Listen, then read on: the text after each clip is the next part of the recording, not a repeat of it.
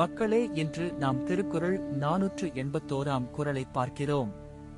இது திருக்குறளின் போர்களில் பொருட்பால் பகுதியில் உள்ள அரசியல் என்னும் இயலில் இடம்பெற்றுள்ள காலமறிதல் அதிகாரத்தின் முதல் குறள். பகல் வெல்லும் கூகையைக் காக்கை இகல் வெல்லும், வேந்தற்கு வேண்டும் பொழுது. இந்த குறள் சொல்ல வருவது என்னவென்றால், சூழலில் வரும் பேரழிவு அல்லது குழப்பத்தை காக்கும் விதமாக தயாராக இருக்க வேண்டும். அதற்காக தற்போதைய நிலைமையை நுணுக்கமாக புரிந்து கொண்டு தேவையான நடவடிக்கைகளை உடனுக்குடன் எடுக்க வேண்டும். எதிர்மறை சூழல்களை முன்கூட்டியே கணித்து முன்னெச்சரிக்கை எடுப்பதே நல்ல ஆட்சியின் அடையாளம். என்னது ஒரு உதாரணம்? ஒரு நகராட்சி தலைவர் மருத்துவமனை அமைப்பை திட்டமிடும் போது எதிர்கால மக்கள் வளர்ச்சியை கணித்து போதுமான படிநிலைகளை சேர்த்து திட்டமிடுகிறார். அதனால் எதிர்கால நெரிசல் அல்லது புழக்க பிரச்சனை வராமல் தடுக்கும்.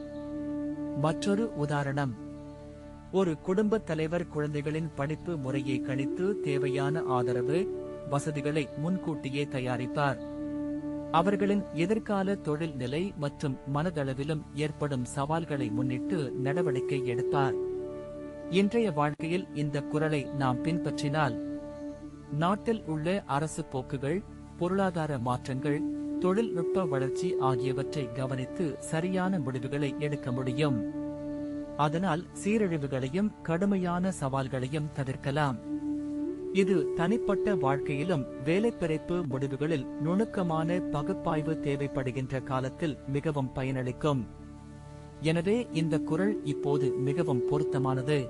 ஏனெனில் காலமாற்றம் வேகமானது. சிக்கல்கள் திரும்பி வரும்போது சரியான நேரத்தில் நடவடிக்கை எடுக்க வேண்டும்.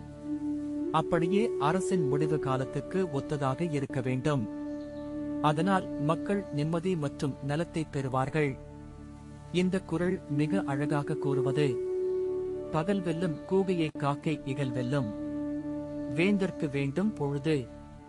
அடுத்த அதிகாரத்தில் மீண்டும் சந்திப்போம்.